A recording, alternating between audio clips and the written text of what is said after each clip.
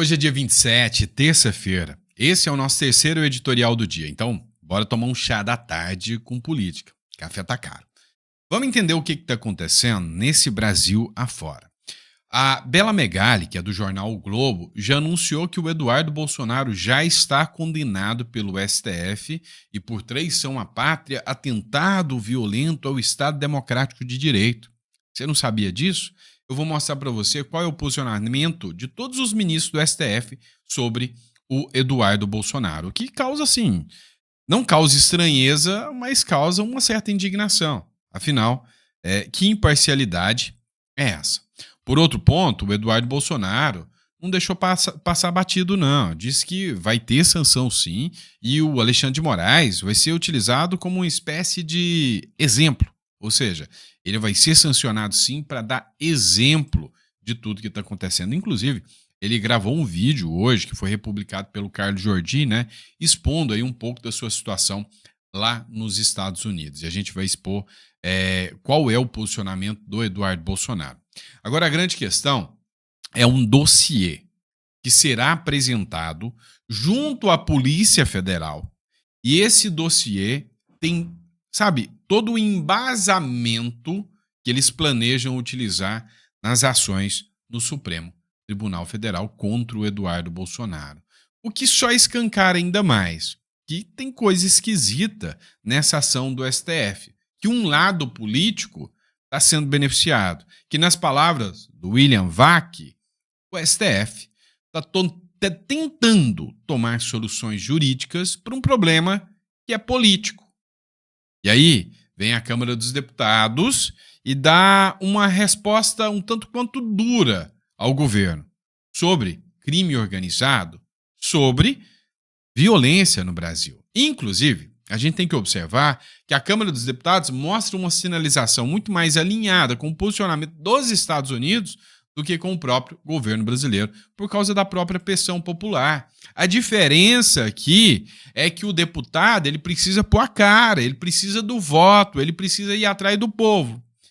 Já o governo Lula, não sei qual é o posicionamento deles, né? Não posso nem comentar muito aqui o que eu acho sobre o que o Lula pensa.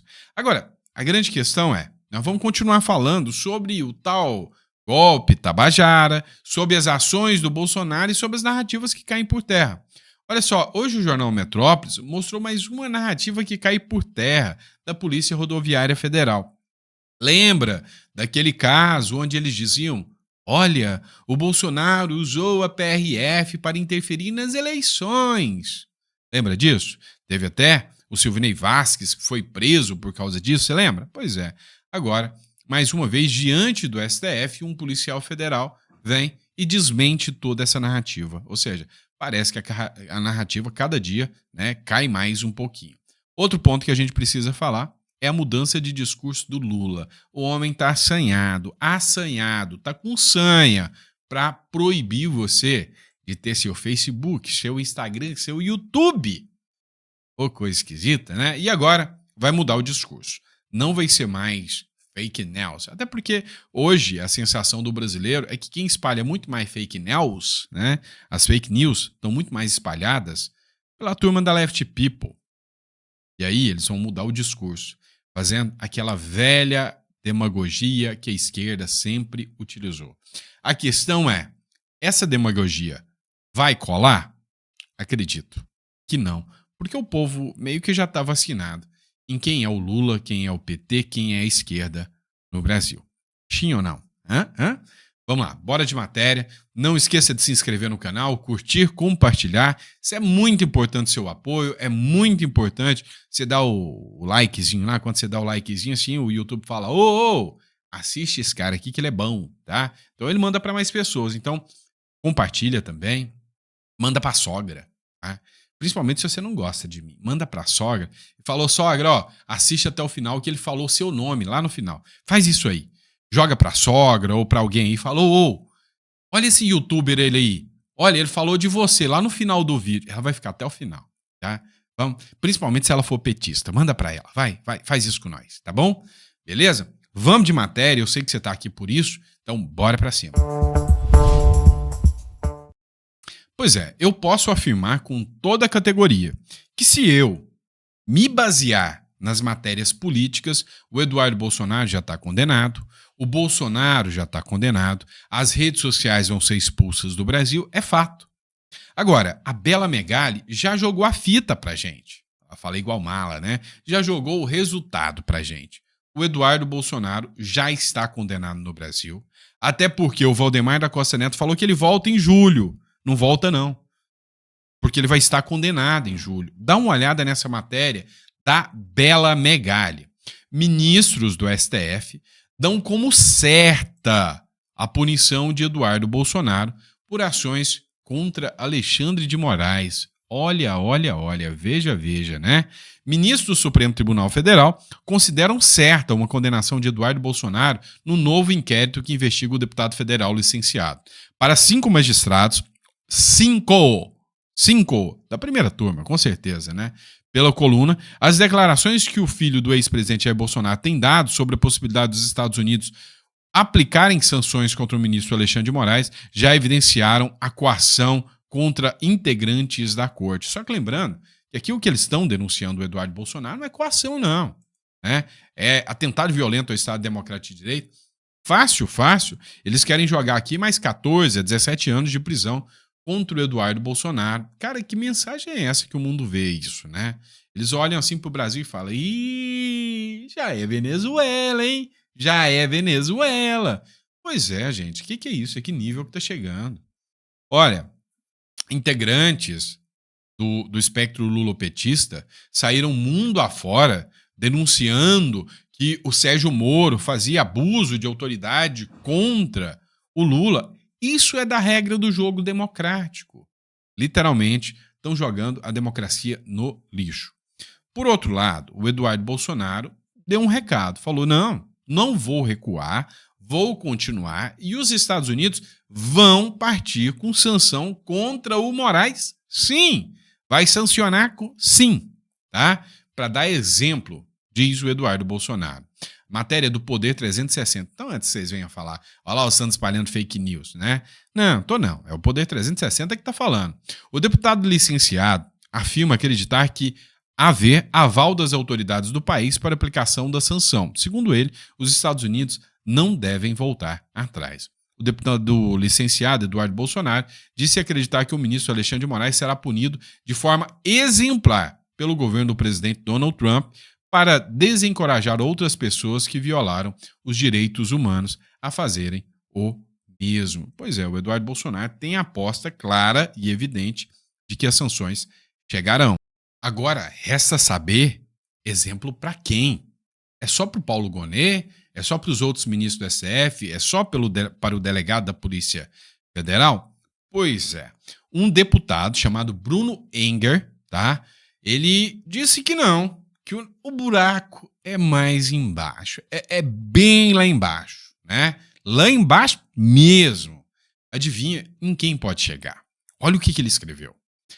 Pacheco e Alcolumbre pensaram que proteger o ministro Alexandre de Moraes os manteria seguros. Agora temem virar alvo da lei Magnitsky. O jogo virou, não é mesmo? Ó, sou bom ator, hein? Vocês viu? Viu? A interpretação. Pois é, mas a grande questão que a gente tem que analisar é que sim, tá? Isso aqui pode chegar até o Pacheco e o Alcolumbre, sim. Lembre-se o seguinte: as sanções que são aplicadas aos ministros do Supremo Tribunal Federal por intermédio do impeachment ou da lei de impeachment vêm do Senado Federal. A Câmara dos Deputados aplica um impeachment ao presidente da República. Tá? Então, nós temos um sistema no Brasil que se chama sistema bicameral. Tá? O Executivo é só o Executivo, é o Lula. O Judiciário é só o STF, os 11 Supremos. E o Legislativo bicameral, Câmara, Senado, juntam e formam o Congresso. É isso. Tá? Agora, a grande questão que a gente analisa é o seguinte: no sistema de freios e contrapeso, é papel do Senado empichar ministro do STF. E é papel da Câmara empichar o presidente da República. O porquê disso? A vontade de quem criou a Constituição, lá do Rui Barbosa, lá da turma que criou a Constituição lá, Ulisses Guimarães, da época, era o quê? Olha, a verdadeira casa do poder é o Congresso. É ali que os representantes do povo estão eleitos. Eles têm que ter a dupla função de fiscalizar os dois demais, porque eles que são os poderosos. Entenderam? Essa era a mensagem do legislador. Só que no meio do caminho, a Câmara broxou e o STF partiu para cima com tudo. Próximo bloco, vamos ver a mensagem do Eduardo Bolsonaro junto com o Silvio Navarro, que foi republicada pelo Carlos Jordi. Próximo bloco. Enfim, o Eduardo Bolsonaro participou de uma entrevista com o Silvio Navarro. Quem fez a publicação foi o Carlos Jordi, que escreveu o seguinte: o Eduardo Bolsonaro comenta sobre o inquérito aberto contra ele, a pedido da PGR. Passaram muito tempo embebedados com seu poder e arrogância, ignorando as possibilidades que outras nações pudessem reagir à ditadura brasileira. Agora se desesperam e tentam mais intimidações, que só mostram como realmente Moraes e companhia perseguem os seus adversários, é o que escreveu um deputado eleito, tá? Eu, como advogado, eu ainda acredito que esses caras têm imunidade parlamentar para poder falar. Quer dizer, eu acreditava nisso, né? Agora, vamos lá, acompanhe comigo essa matéria aqui. Eles não é nenhum caso deles quererem apenas me humilhar, me desdenhar, falar que eu sou covarde, que eu fugi para os Estados Unidos. É porque eles são arrogantes. Eles estão embebedados do seu próprio poder e isso não permitiu que eles enxergassem que, de fato, a gente estava fazendo um trabalho muito bom aqui nos Estados Unidos, levando a verdade para a Casa Branca. Não é um trabalho que eu faço sozinho, tem mais pessoas que me ajudam. Não vou ficar citando nomes aqui até para preservá-los, né? Mas você vê só, ele está dizendo que agora sim é válido abrir investigação. Eu vi o Lindbergh Farias, que o Lindbergh Farias é um dos arrolados para ser ouvido. Eu falei, calma aí. O Lindbergh Farias é aquele cara que entrou com um pedido para confiscar meu passaporte e ele disse que a minha atividade era legal. Agora mudou. Eu acho que a gente tem que entrevistar o Paulo Gonet para saber dele o que é que ele está entendendo que mudou nessa relação. E estão agora pressionando até o meu pai, talvez aí ensaiando uma prisão preventiva, falando que o Bolsonaro deve explicação, porque é o filho dele que está nos Estados Unidos e está sendo financiado por ele. Enfim, eles estão querendo criar uma narrativa de que eu estou aqui fora trabalhando apenas para beneficiar o Jair Bolsonaro, quando não é isso. Eu estou querendo corrigir uma injustiça e a gente sempre falou que o primeiro ponto é uma anistia ampla. Por que é uma anistia ampla? Porque não é só para as pessoas de 8 de janeiro. O Alexandre de Moraes perseguiu várias outras pessoas. A prisão e condenação a mais de 8 anos de cadeia do Daniel Silveira, ela não é justa. A situação da juíza Ludmila Lins Grilo aqui nos Estados Unidos, que é a primeira juíza que eu vejo que perde até a aposentadoria. A pena máxima que deram, né, para a Ludmila Lins Grilo, a aposentadoria compulsória, ela não consegue se beneficiar dos seus proventos, porque o Alexandre de Moraes congelou a conta dela no Brasil. Então é uma gama muito grande de pessoas que foram atingidas por essa sanha psicopata. E eu falo psicopata não no sentido de ser um adjetivo pejorativo, mas no sentido literal da palavra. Eles nem... Então, assim, vocês precisam prestar atenção num ponto que foi dito pelo Eduardo Bolsonaro, que é sobre o ensaio de uma prisão ao Bolsonaro. Porque dá uma olhada nisso aqui, matéria do Igor Gadelha. Por que Moraes mandou a Polícia Federal ouvir Bolsonaro no inquérito contra Eduardo Bolsonaro? Por que isso aconteceu? Né? O que foi o caminho aqui? Olha, o ministro Alexandre de Moraes mandou a Polícia Federal ouvir Jair Bolsonaro no inquérito que investiga as ações do deputado licenciado Eduardo Bolsonaro contra integrantes do STF. A oitiva de Bolsonaro foi pedida pelo procurador da República, Paulo Gonet, porque ele seria o beneficiário das ações do Eduardo Bolsonaro. Qual vai ser o posicionamento do Gonet aqui? Presta atenção. Esse é um ensaio de prisão. Hora que o Bolsonaro chegar lá, pode ser que ele não saia. Pode ser que ele não saia, eu já tinha feito essa análise. Hora que eu vi a matéria, tá? Hora que eu vi a matéria, o Alexandre de Moraes deu 10 dias para a Polícia Federal ouvir o Bolsonaro. O Bolsonaro provavelmente vai entrar na sede da Polícia Federal e não vai sair mais. Porque o Paulo Gonet vai usar o seguinte argumento. Olha, o Bolsonaro é o beneficiário direto das ações do Eduardo Bolsonaro. Que já é um absurdo por aí, né? As ações do outro serem suficientes para a condenação deste aqui. Já é absurdo. Mas ele é o beneficiário direto. E as ações do Eduardo Bolsonaro não cessarão. Então eles vão falar o seguinte pro Eduardo Bolsonaro: ou você se entrega, ou seu pai vai ficar preso aqui.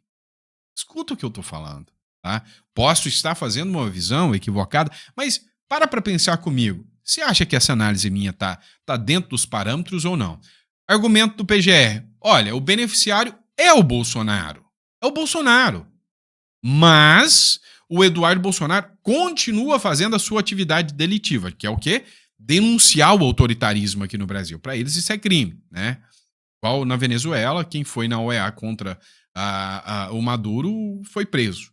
Então o Eduardo Bolsonaro continua exercendo a atividade deletiva dele. Então logo o beneficiário precisa ser preso por causa das ações do outro. Escreve o que eu tô falando. Conto para vocês com todas as letras. Escreve o que eu tô falando. Vão prender o Bolsonaro. Espero estar errado, mas só analisa o que eu tô falando.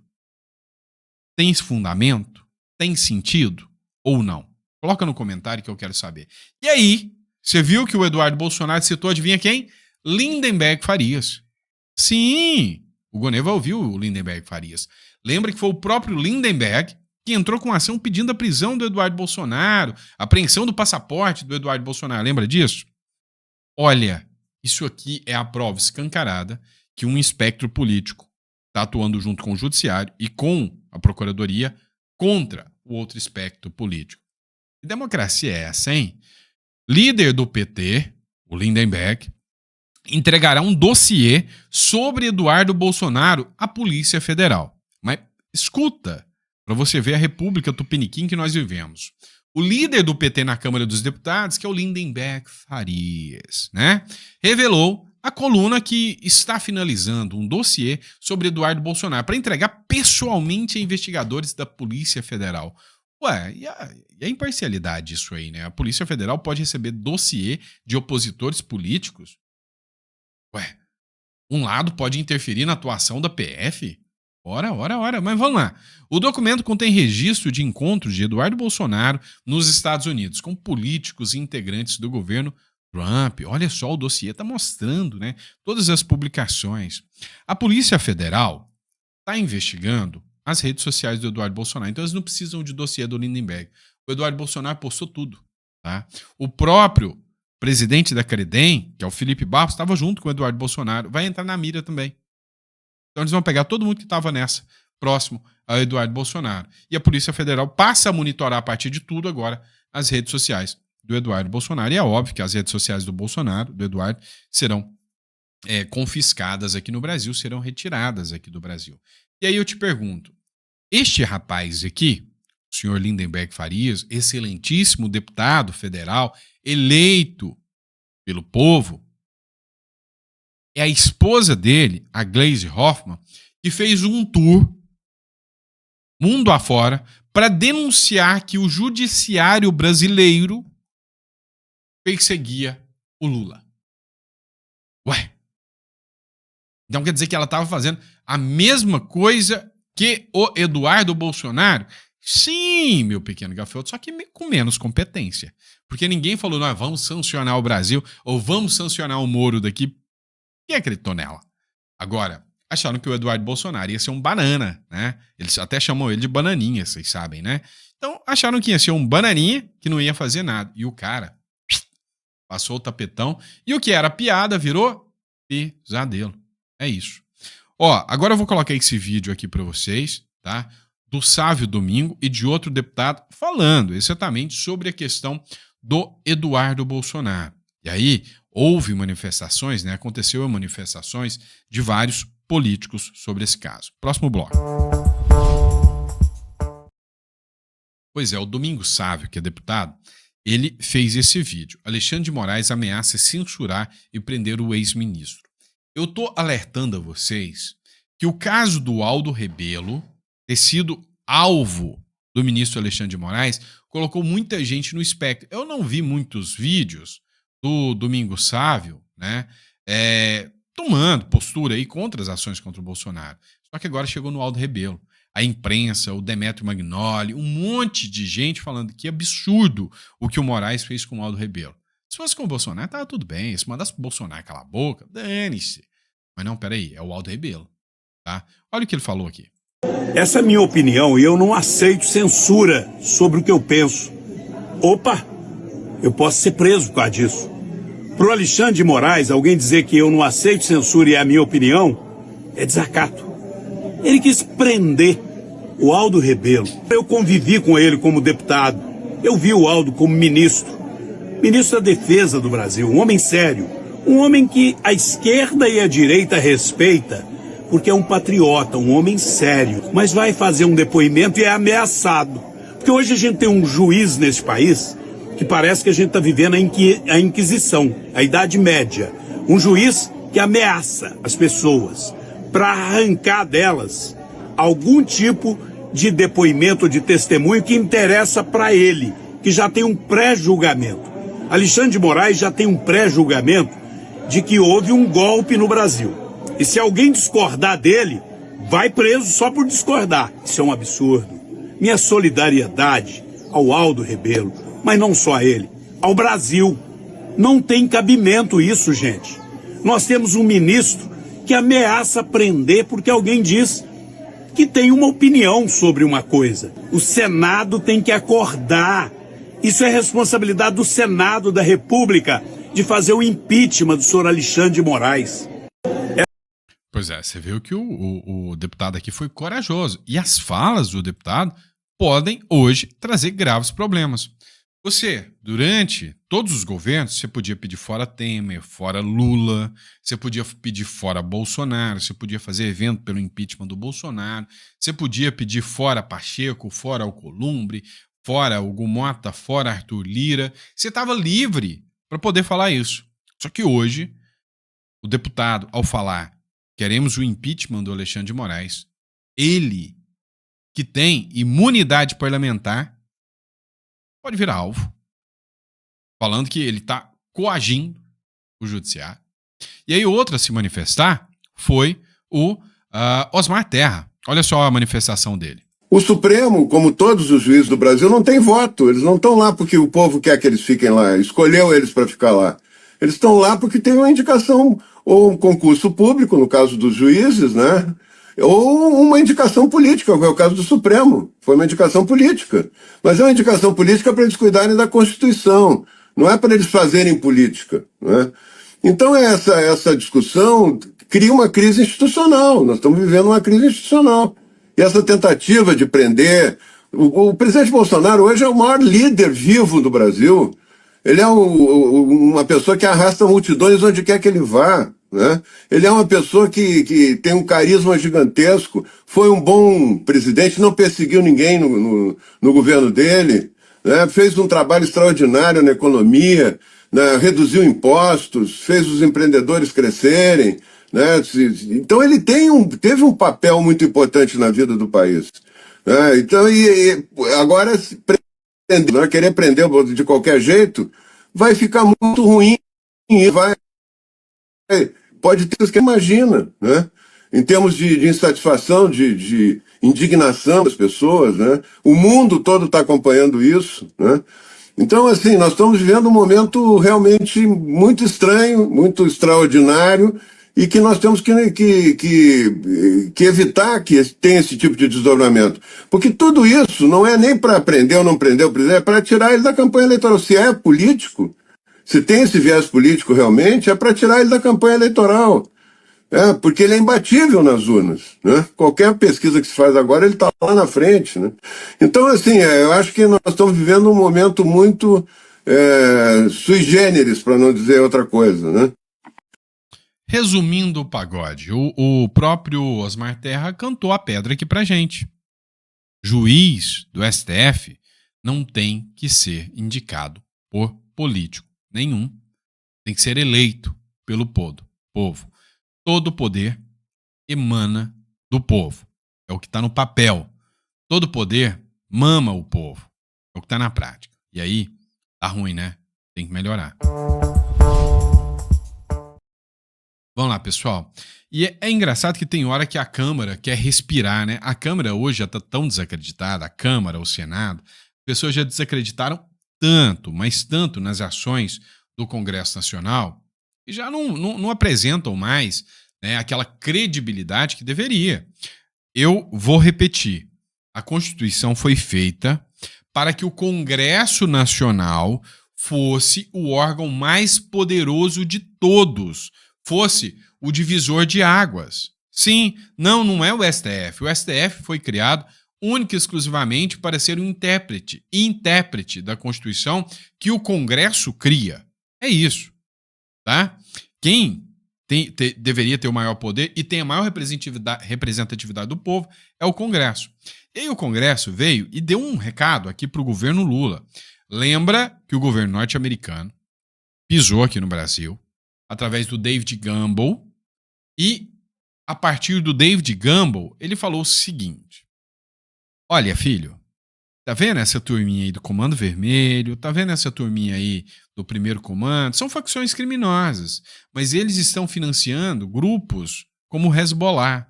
Eles estão decapitando pessoas aqui no Brasil. Eles estão sequestrando, desovando corpos, abusando de mulheres.